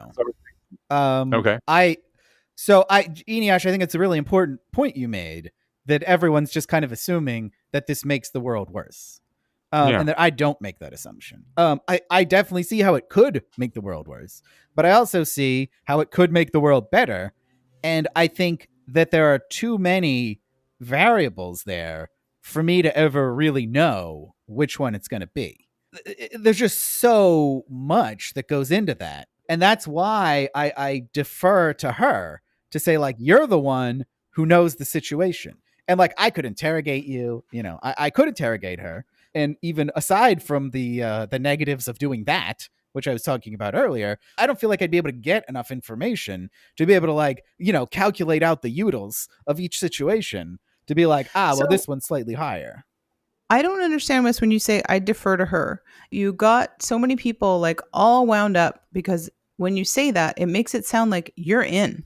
Like she's made the decision. Mm-hmm. She's approached you.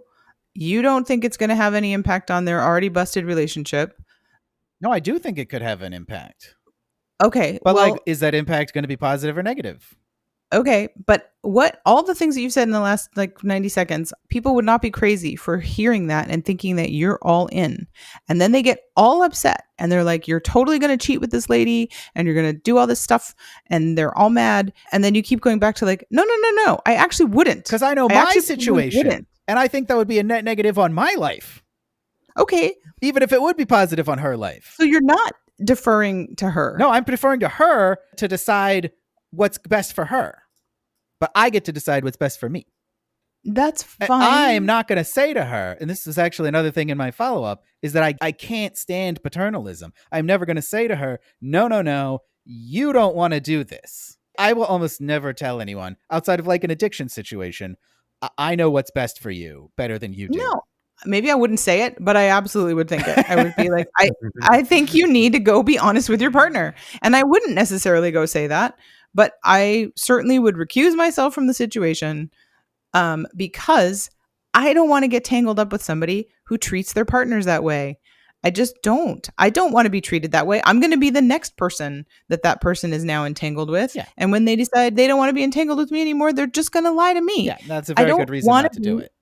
Involved with liars, and I don't want to support it. And that's 100% your choice because that's your situation. But I think like everybody thinks that their ethics and approach on life is generalizable.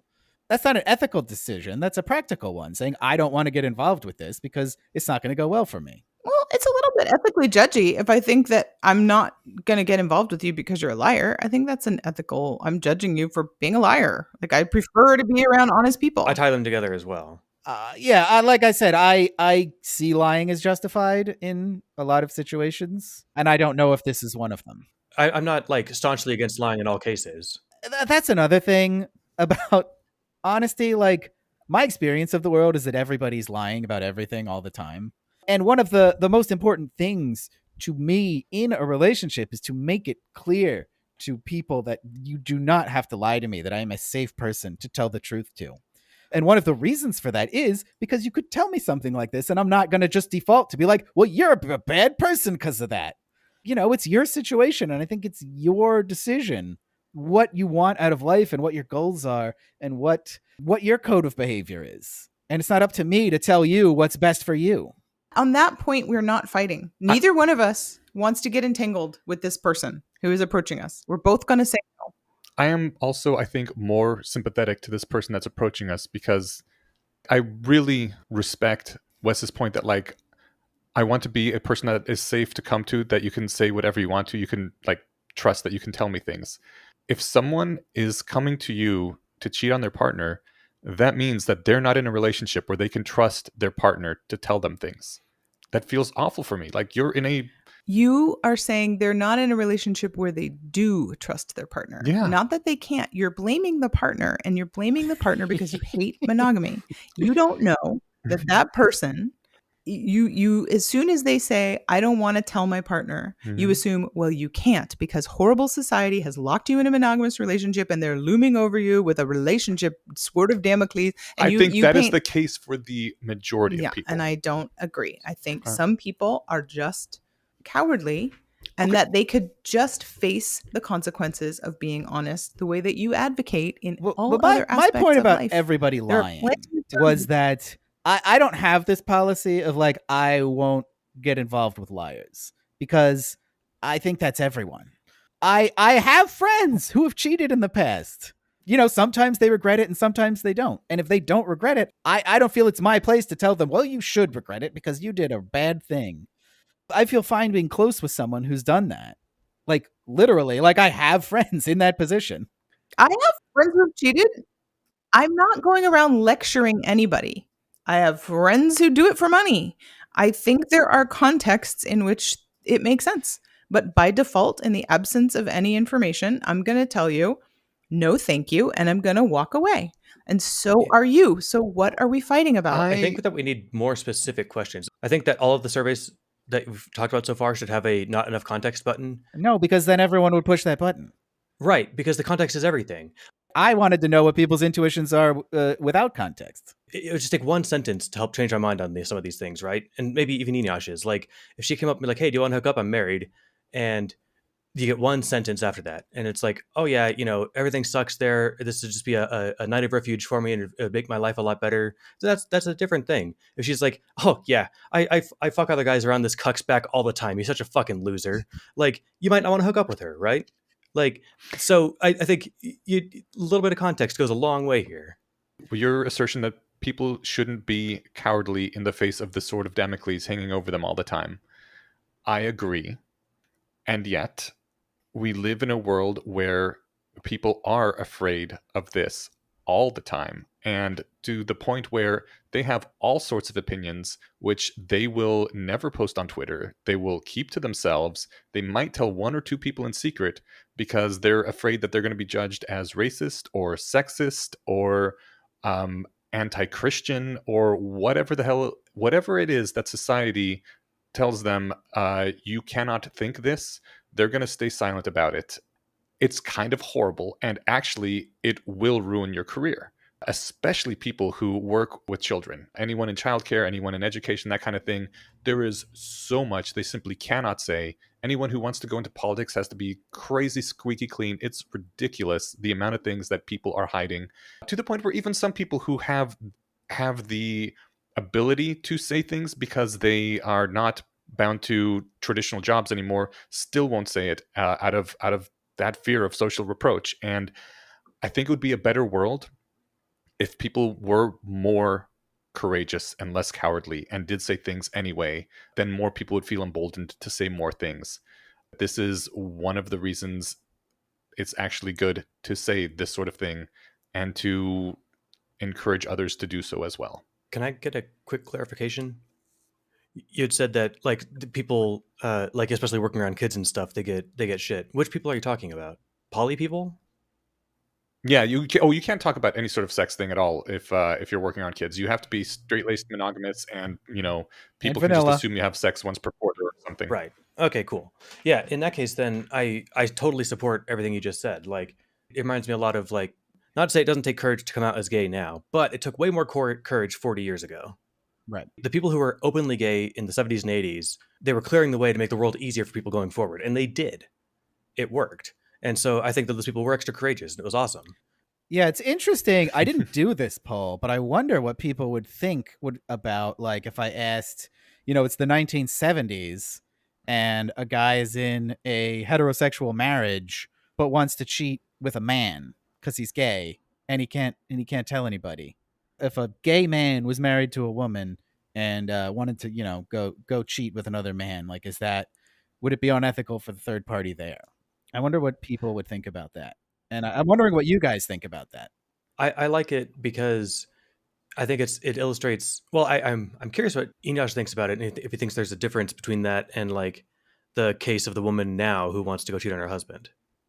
I certainly think it's less courageous of him to sneak around behind his wife and go sleep with a gay guy. And it would be great if he came out, but I understand why he doesn't. Totally. Because some of the stuff that you've said kind of makes me think that you're putting monogamy and non-monogamy as kind of like orientations, the same way that gay and straight. Yes, absolutely. So yes, a lot of people view them that way. Okay, yeah. I don't necessarily, but I don't really have hard and fast thoughts on this. It can be, I suppose. Because like, in that case, I can totally see where you're coming from more than Eneash. Because like in the circumstance of the girl now, like in Wes's initial example, it's like, oh, this is basically a closeted poly person who's trying to flex her actual identity and become more of who she is and stuff like that.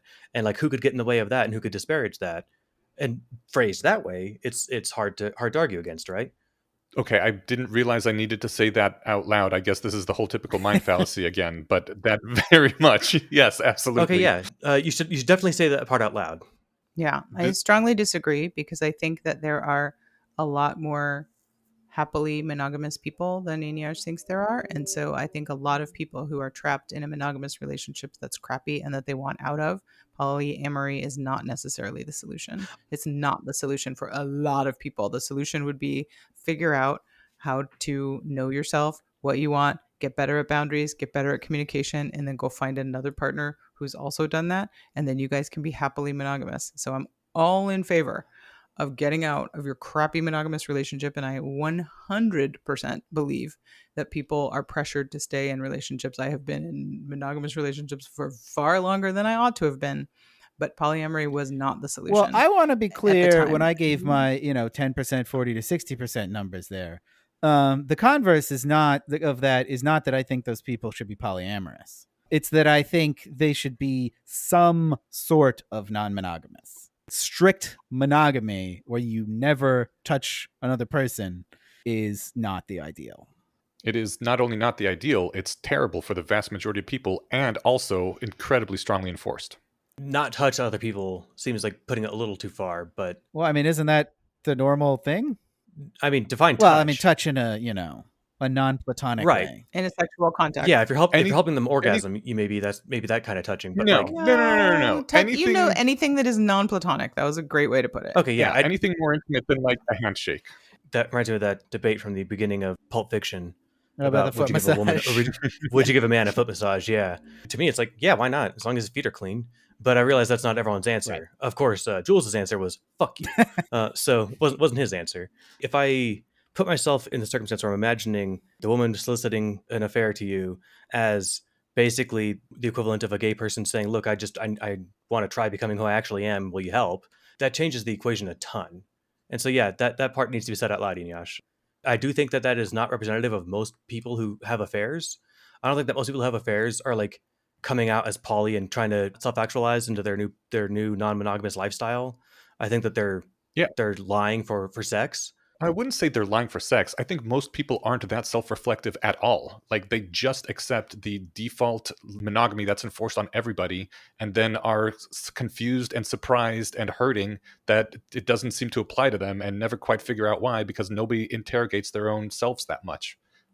But this is one of the things that I think is toxic and poisonous about the society we're in. Wait, so do you think that most affairs are from people who are like struggling, closeted, not yet identified who they are as poly people, or like do you think it's another motivation? Because I think it's another motivation. Affairs are from people who are almost by definition not monogamous, and that so monogamy is not hard the disagree. ideal. Hard for them. disagree. I think that we have definitional dispute here.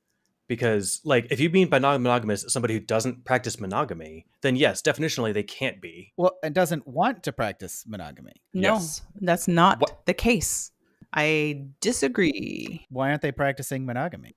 because they are temporarily made an agreement to be monogamous with the wrong person. They want out. They don't, for whatever reason, feel they can be honest about it. They're seeking to throw a hand grenade into their relationship so they can be free, so they can go find another person. But they're not. No, it's not. It's my lived experience, and it's the lived experience. I literally, if you let me go away and come back, I will tell you 20 friends who have done this. 20 friends who are like, I want to be married. I want to be married to one person, and I want to have children. And they threw a hand grenade into a existing relationship by cheating. Maybe 6. Okay. The list is shorter. But they did throw hand grenades into their relationship. Mm-hmm. They weren't all cheating, but they did absolutely. They couldn't muster the courage to say. I mean, cheating as an exit strategy is a thing. Yes. And also there are other shitty exit strategies. And the right exit strategy is to say, I want to exit. But it does not mean that I'm now globally non-monogamous. It is very, very common for somebody to throw a hand grenade into a relationship that they don't feel they can otherwise get out of. This is like the best argument for your side I have come up with all day, which is I don't have the courage to just tell my partner I want to go. And so I am casting about for any reason to break up. and I will make all kinds of crazy shit up. I will say I have irreconcilable differences with your mother. I will say, I don't know, I'm going to get a job in New York, and I know that you can't move with me, so that's my exit. I've Like, changed my people will stance on do wanting all to have kinds of kids. crazy Yeah. shit. And one of the things they will do is cheat, because they know it's an unforgivable sin, and they know that way they can get out, and they're just trying to get out. And I don't. No, that's definitely a thing that happens. That is definitely a thing that happens, but it does not mean that it's like my identity is non-monogamy. It just means I want out of the thing I'm in. Well, it's not. I'm not suggesting this is a person's identity. No. Well, Inyas was. I'm saying that they want to be like, they're in a relationship for whatever reason. They don't think it's the right decision to leave that relationship at this point, and they want to have sex with another person. That to me describes a person who at this point in this situation does not want to be monogamous. Yeah, I think that's like saying there are polyamorous people who currently only have one partner. That means they're not really polyamorous. Like, that's just not the case. It's not like that. It is like that. It's saying like you can't be monogamous if you ever are not monogamous for a minute. Then you've ruined monogamy forever for yourself. That's just not true. No, I'm saying in that situation, at that moment, they don't want to be monogamous. A polyamorous person with only one partner, I mean, they might want more partners, in which case they want. Yes, and to a be monogamous non-monogamous. person who's currently cheating to get out of a relationship might want one partner, but right now this is the way they're trying to get to that place. From my side over here, that is the worst reason to be going sleeping around with other people. And Uh-huh. also the person I most want to avoid. I do not want to be a hand grenade. Yes, that is exactly, I think. You're The just crux you of- seem to think this is the modal case, that this is what It's enormously common. It's the only case I've ever heard of. That's the only case you've ever heard of? I mean, I'm new because I don't know a lot of people who would self-describe as polyamorous until like recent years of my life. But in all the other many, many long years of my life, you told us earlier in this episode about Mhm. you'd heard about people who were sleeping with sex workers that weren't trying to blow up their relationship. That still seems like a weird edge case. No, that's a valid point. I think that is a common case, but I also think this blow up your relationship is a very common case. It's a very common case. I know more people who have done that. The other one I had only heard from Ayla, but granted my exposure to sex workers is low, but I'm willing to generalize. I bet this is super gendered. Like, I bet that's a thing that's way more common for women to do. First of all, I think you might be getting a skewed sample, but more importantly, Look, we're all getting skewed samples. fair enough. More importantly, this should not be a way to blow up a relationship. This I should agree. It's No, a terrible way. No. You're misunderstanding what I'm saying. This should not cause a relationship to blow up. In a non-sex society, it would be like, okay, that's a little unfortunate. I would have liked you to consult with me first. Let's talk about this, as opposed to, oh, our relationship is over. You're dead to me. We have to break up now. Well, lies undermine trust, and people don't want to make a life with people they can't trust. And so I don't want a relationship with someone who doesn't feel like they can talk to me, who feels like they have to lie to me. So it's not, but again, this remember, wouldn't be a hand grenade if it wasn't made to be such a big deal. Like, this has to be a hand grenade. I feel the same way about money. I feel like if you're going behind my back and spending our money and lying to me about it, this is going to be just as big of a hand grenade. Like, what the fuck? Hold on a second. If your friends found out that Lawrence had taken $1,000 and contributed to against malaria or curing Parkinson's or whatever your favorite good charity is, and you had said, oh, fuck no, we're over, you piece of shit, I'm gone, I'm taking my bags. Actually, no, I'm staying in the house, you take your bags, you get out of here, you cheating piece of shit. Generally, do you think society would be like, yeah, go, that's the correct thing that you just did? Over $1,000, no. Over $10,000, maybe. Yeah. That was another quibble I had with the second $1,000 is not a example. reason to blow up anything, but yes. Well, this is This is very similar to this how to is feel about why is society being that supportive to being like, with someone, oh, your partner had sex with someone else, destroy everything right now, raise the ground. That's absurd. I think people value sex like monogamy more than they value $1,000. Yeah, For sure. Yeah, that was like my entire point of this whole post, this like whole series of conversations.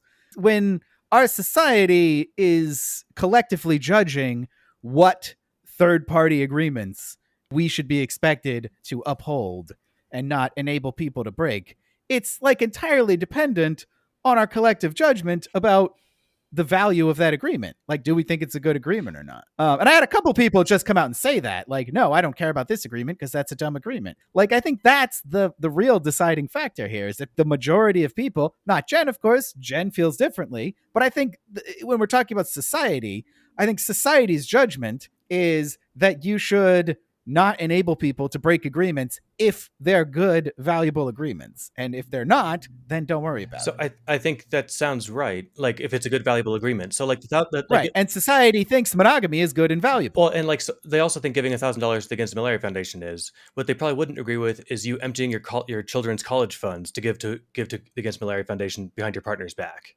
Right.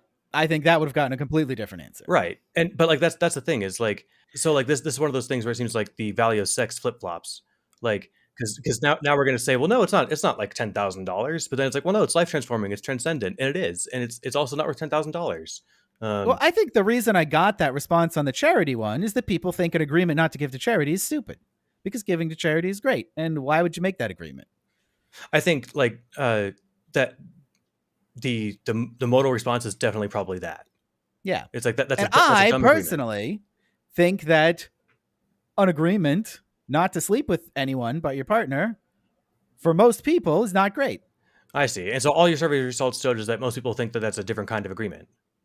Yeah, that it's a good agreement. Right. And to clarify, Stephen, you were saying that like it seemed like I was trying to say that sex isn't worth $1,000. I think the opposite. It can be worth. I mean, it depends. It really depends on the particular night, the person. It can greatly vary. But in general, I would consider it worth a lot more than $1,000. How much saxophone is in the background? No, that's what I meant. Is that you would think that it's more. But the cost of my partner going out and sleeping with someone else to me is much less than $1,000. If anything, it's positive. Yeah, that's to you, and to other people, it's a lot more. And you're like, well, then they're dumb, and their opinions don't matter because they're stupid monogamous people, and they shouldn't care, and they're dumb. That's not entirely incorrect. I think that's not quite his mindset. No, you just agreed. Wait, you just agreed that people who think that. Wait, hold on. Are we not friends anymore? I missed it. Damn it. I agreed that I think people who are hurt by their partner sleeping with somebody else, there's something wrong with them. Maybe they can be hurt a little bit, but like people to be that upset about it, I realize this is unusual, but I just think that is they have some issues that they need to interrogate. I think that the scale of how upset they are is definitely a huge factor in how, like, whether or not I think they're a psychologically healthy person that I could respect. Like, if they're so incensed that they're going to murder her on the spot, I think that they care too much. But it, like, I think being upset about it, it would be weird not to be, especially with something that you guys had agreed to. Because it's like, well, hold on. I thought you and I watched Game of Thrones on Sunday. Why'd you watch it with somebody else? We were going to watch it together. Like, it's okay. I think everyone agrees that it would be. Yes, it's when you fine. feel like that's sex is no big deal. No big deal. It's like an episode of Game of Thrones, except for when you're on the other side and then suddenly it's magical and life transforming and something that you've shared, and now you have a whole other relationship with a whole other person, and you've agreed to this without consulting me at all, and you've done this incredible connective. You're now connected. You just came home and told me you're now connected to a person for life. You had a beautiful transformative relationship, and I'm not supposed to care. When you were happy for me if I said that, if it was anything but sex. Exactly. I said I just went out. Like if Eneash and I went out, like I wouldn't say that. This doesn't work for us because none of our partners, both of our partners are okay with us having sex with people. But like, if a normal person was like, I just met a friend and he's awesome, and we had this awesome experience, and we're like bonded brothers for life, like everyone would be fine with that. That is a great example because you don't see any value in agreeing to not do that sexually with people. You see no value in it. And I see no value in asking someone to not make friends. And to me, saying don't make friends with people is absurd. Mm-hmm. And to you, saying don't have sex with people is absurd. Yeah, it's like saying don't make this special kind of friend. Yeah, I would literally be happy for you if you had a great transcendent experience. We keep making this about sex, and it is because you hate monogamy so much. It makes me so sad. Well, so I think I disagree with Eneash that there's like something wrong with people who feel that way. Because I think that it's natural to feel that way because we live in a society that tells us to feel that way and tells us there's something wrong with us if we don't feel that way. So of course, almost everyone's going to feel that way. Well, but I think if we lived in a different society that didn't tell us that, like, oh, well, if you're with somebody and they sleep with somebody else, that is devastating. Like, if that wasn't the thing we learned from age 5, then I might agree with Enej and say, like, wow, that's weird that you feel that way, or that's just something wrong with how your brain works, or like maybe you should talk to someone about that. Like almost everyone accepts the values that their society has. Yeah, this is literally no different from the recent Ayla post where she was talking about various other cultural practices, which in their culture is like no big deal. And we look at it and we're like, oh my God, that's horrific child abuse. And actually, if it were done to someone in our culture, like they would feel like they were abused as children and be all traumatized and fucked up about it because of the cultural context. But if you don't have that context, it's not that big a deal. So I'm glad you brought that up because that's the kind of example I was going to lean to. Like, I think it's worth looking at why your society has those values and if they're, I mean, I was going to say if they're harmful, but that's kind of relative. Paternity certainty. Well, I think that's probably a big part of it. I think there's other motivations behind it, or there can be, I guess. Am I jumping straight to the bottom of a slippery slope if I point out that like 1 billion people on the planet don't think that female genital mutilation is harmful, including those women? So everyone's on board with it. And it's just us weird people who think it's a problem. I don't understand the question. I agree that female genital mutilation is a problem. I think so too, but like they all don't. Right, and they're wrong. I didn't like bridge every step in my inferential gap here, did I? So like there's I mean, I think I know where you're trying to get, but well, I think you're making a general purpose argument against cultural relativism, moral relativism, one of those two. I think there's something wrong with the society that teaches people that. I don't think there's anything wrong with them. I think if they were in a healthier society, they wouldn't think that. So right. Like I guess that's what I was trying to get out here. Like I do think that in a world where we make it to the Star Trek future and everyone lives happily ever after, we will not be mutilating genitals of babies. Will we also and people just sleep around just like on Star Trek? That was my next question. Yeah. So you think that this is just like the progression of morality for all of humans, not just No, absolutely not. I don't believe in moral progress. It's not a real thing. Really? Yeah. Well, that's a whole different discussion, but I think that we must just disagree on what every word in that sentence means then. No, look, I have my list of virtues that I care about. And other people have things that they care about. And it's just a matter of preferences. I think we're further along now than we were before because we don't have slaves. Like, I think that's progress for everybody, including the slaves. For what it's worth, I do think that monogamy can work for people, and it would be much easier if it wasn't forced by society. You can't find out if you're monogamous or not if it's forced on you. Kind of like you couldn't tell if you were straight or gay when everybody was forced to a straight marriage. I think I agree. I certainly don't want to live. I want to live in a world where whatever non-monogamy is less stigmatized. I think that analogy resonates with me a little bit. So, like, Jen, when you accuse us of hating monogamy, like, it sounds like, you know, if you're talking to a gay couple in the 1970s and they're saying, like, man, society's so heteronormative and, like, everyone's always, like, talking about how gayness is wrong and being straight is the only way to be, and we don't like that, and telling them that, like, they just hate heterosexuality. And that's kind of how it sounds to me when you, like, accuse me of hating monogamy. I think you hate it less than Enej does. Yeah, I think you're right. Yeah, I think he actually does. Like, I think he really thinks it's a holy war.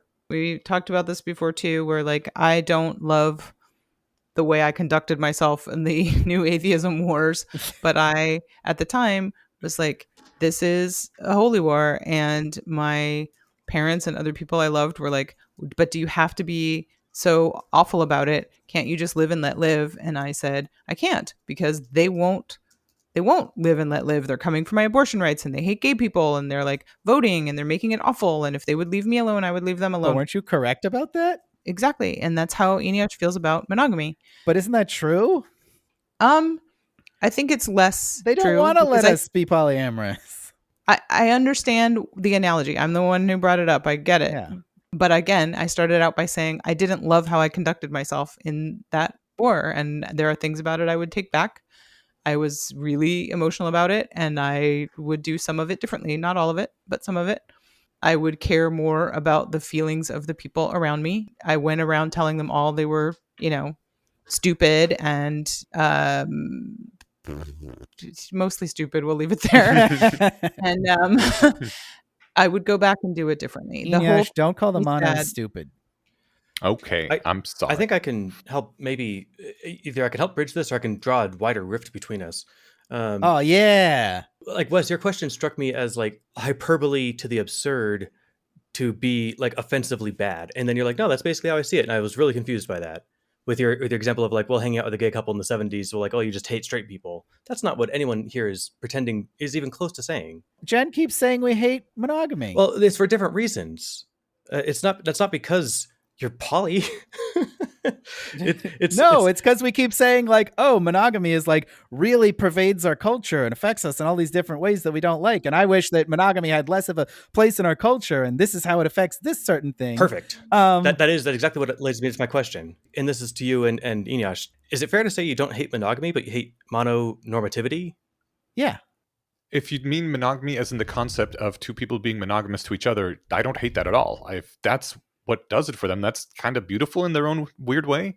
It's the culture that enforces it and leaves us in the world that we are that I hate. No, I think the difference is that you don't think it's a natural state for anyone, and that you think that like there's like 3 weirdos in the corner who could maybe hypothetically be monogamous, but it's not like an actual thing that any regular person would sign up for ever. And I think that's not true. I think it's natural for the minority, yes. And so that does mean that the average median person is not served by it, in my opinion. Yeah. I think that the percentage is probably higher than you think it is, Eneash.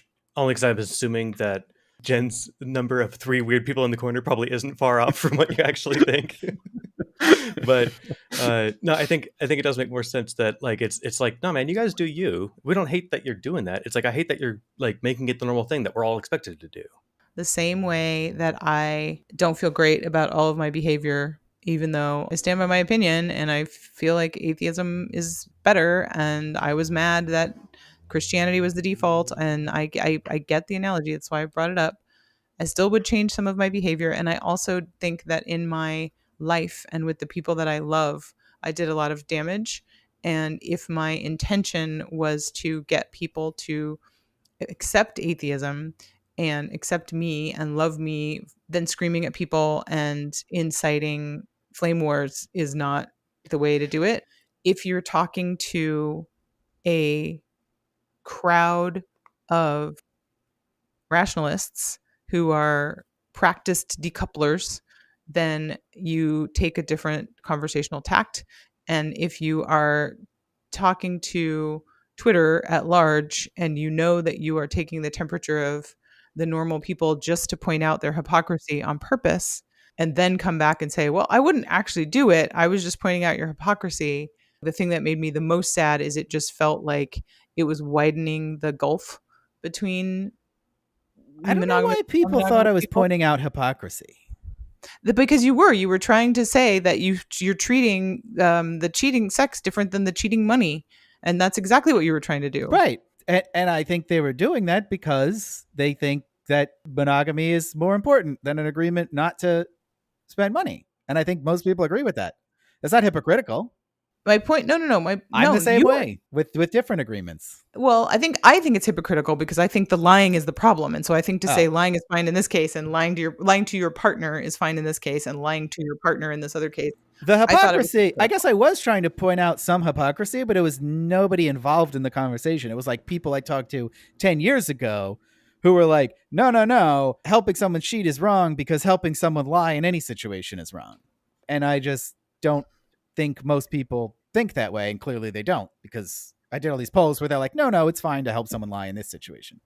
Okay, I'm slightly confused, but I think that if you had clearly led with, I wouldn't do this, I would never do this, here's a scenario, but I'm decoupling it ethically, hypothetically from this thing, but it's not a thing I would ever do in my life. It would have been a different conversation. Right, but I don't want to do that. You would have ended up with fewer monogamous people who are now more entrenched, who are now more against polyamory than they were when this conversation started, which breaks my heart. I'm trying to build a bridge here. And I think now you have the end result of this is that there are a bunch of non-monogamous people taking pot shots at how stupid and sensitive and dumb monogamous people are. And you have a lot of monogamous people who are like, see, they keep saying they're no threat to our marriage, but they're lurking in the shadows to fuck our wives. And that's the predictable outcome. And it feels like it didn't help. And that makes me sad because I really am trying over here to stand with a foot in both worlds and advocate that both of these ways of life are beautiful and that the thing that people need to be focused on is being good partners with whoever they're with, 1 to N. And I think that's where we should probably be focusing the conversation rather than on how my way is better than your way and your way is dumber than my way. Well, here's the problem, though. My attitude is a threat to people who feel that monogamy requires institutional and societal support to be successful. I think then say that. And don't phrase it in a way that makes people who you know that what they heard, I know it's not what you said, but what they heard is, dude, I will fuck your wife at the drop of a hat. And that is not helpful. And I don't think it's even true. And if it was true, it'd be one thing. I'd be like, it's distasteful to me, but like, speak your truth. But then once everybody was all inflamed, you were like, well, obviously I wouldn't do it. And I just feel like you inflamed everybody with the wrong opinion of what was going on when it wasn't even your opinion. But my whole point was to defend people who would. That it's ethically, that's fine. So I didn't want to start it out with a bunch of caveats like, oh yeah, I wouldn't do this. That just gives the wrong impression about what I think. What I think is if someone did this, you would be wrong to judge them for it. And so the people who were judging me because they thought I would do that, yes, are my intellectual opponents here. Okay. Well, then I guess you accomplished what you set out to do. But I feel like it widened the gulf and angered people. And I wish that wouldn't happen. I mean, I think it angered some people. And I don't even know if it widened a gulf between me and anybody unnecessarily. I think there are people that just disagree with me and find my attitude abhorrent and wrong. And I'm glad that they know it now. I'm not concerned about you personally making enemies. I don't think you care and you're fine. That's fine. Society at large, like the comments at large of people being like, see, this is how all polyamorous people are. And it's not true. That's not how all polyamorous people are. But now they think it is. But like, I'm not a spokesman for all polyamorous people. And I kind of resent the implication that I should be. You're just that charismatic. For whatever it's worth. I mean... For whatever it's worth, I did run this quandary past a couple people, and I don't think anyone generalized it to all poly people. The other thing I want to say, though, is this not only put some distance between me and some people, it also brought me closer to other people. Because they read this and said, like, oh, another person who gets it. Like, this is... I can feel safer and more comfortable around this person because I share this intuition, and this is how I think, too. Totes. And I'm glad that worked. And that's, like, why I write on my blog and on Twitter is to like connect with people in that way. And if I understand that it's going to put off a lot of people, but it's also going to help me find the other people who I can really connect with in an authentic way. Totes. And I think that's awesome. And that's the best reason to be in public in the first place, right? And it's not just, I'm just out there trying to like piss people off. No. Jen, I was thinking that I don't think that he had as negative an impact as you're worried about. I think that people saw this and be like, okay, Wes will fuck my wife. Not all poly people will fuck my wife. Because I feel your concern. Like, even if it did enrich Wes's life personally, like I wouldn't want that to make things worse, publicly for every other poly person. But I don't think he did that. So I will say that when we were kind of talking about some of this offline, definitely some of this was personal to me because I just came back from a trip where I was with my in-laws. We spent a lot of the time like coming out about our open marriage and talking to them about it. And they were not super on board with it. And they had all kinds of opinions that are too long to go into here. But one person in particular really was terrified about his own marriage and felt really threatened and felt like just by us bringing up the idea was a threat to his marriage. And he was really pretty upset about it and angry. And it was very clear that this was like not a me problem. I could see that he was frightened, though, that it was coming from fear. And I had some compassion for the fear, although I thought it was unreasonable and certainly unreasonable to ask me to like not bring up my life. But it was really difficult because I felt like I wanted to tell him your fears are irrational and like my existence is not a threat to you. And then this came up and I was like, he's going to read that and he's going to be like, no, it is absolutely a threat. This whole situation, you're all the same. And this guy is you and you are this guy. And I know it's irrational. I know it, but that people are irrational. And so I was really feeling the personalness of like, this is just not helpful. And when I said that offline, Wes, you said, well, if it, I'm gonna cry. Yeah, you said that if it was going to really make my Jennifer's life personally worse, that you would take the thing down. Yeah, and I thought, of course, really, I was very touched by that. So I did not want you to take it down, but I just want to say, like, I disagree with you a lot, and I don't love what you wrote, and I wish you had phrased it differently. And we have lots of things to fight about, but I don't think you're a horrible person, and that was really sweet. And I do not want you to take it down, but I appreciated the offer. I love the love. I appreciate that sentiment too. And of course I would take it down if it was actually going to like cause you problems in your personal life. Like that is the last thing I want to do. All right. How do we want to end this? Actually, it was probably just a good note to end on with. You crying let's about all Wes say is. at the same time, Wes was right. In fact, that's how every podcast should end. Okay, on 3. 1, 2, No one's 3. doing this. I didn't sign up for this. Was right. So we had a silent protest. We had a not silent protest. Thank you, Wes and Jen, for joining us. Well, thanks for having us on. Hell yeah, This was literally anytime. A good discussion. You guys are rock. Cool. Real quick, do you have anything you want to plug before we go, Wes? I already plugged the Mind Killer podcast. You can read all my spicy takes at livingwithinreason.com. Excellent. Anything you want to plug before we go, Jennifer? Be honest with your partners.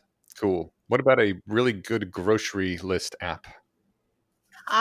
Go download our groceries so my son can continue to go to college. I downloaded it and I use it every time I go shopping, and I'm not paid to say that. It's a good app. Nice. Awesome. It's a good app. Nice. It's called Our Thanks, Groceries, Steven. available in the App Store and Google Play Store. Thank you, everybody. Bye. Bye. Bye.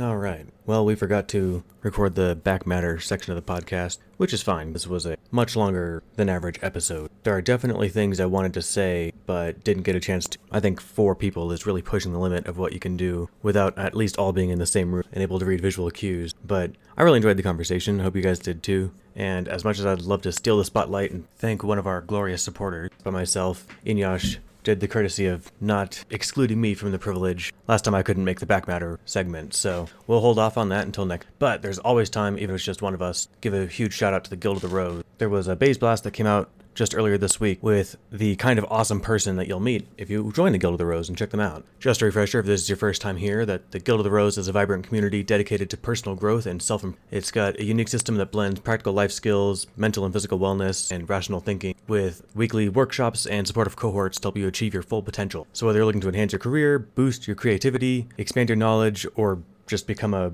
more well-rounded person, the Guild of the Rose provides the tools and community needed to succeed. Join the Guild today and start your journey towards a better you at guildoftherose.org, link in the show note. For an example of the kind of courses they teach, just recently the third installment of the Be Well Tuned series continued, adding 2 key techniques. You'll pause your mental loops to become present, and then use that presence to alert, calm, and ready for action. Again, I really want to emphasize that the Guild, I think, emphasizes a lot of techniques that the traditional rationalist introductory material didn't cover in much depth. Anyway, thanks for listening. We'll see you guys back here in 2 weeks.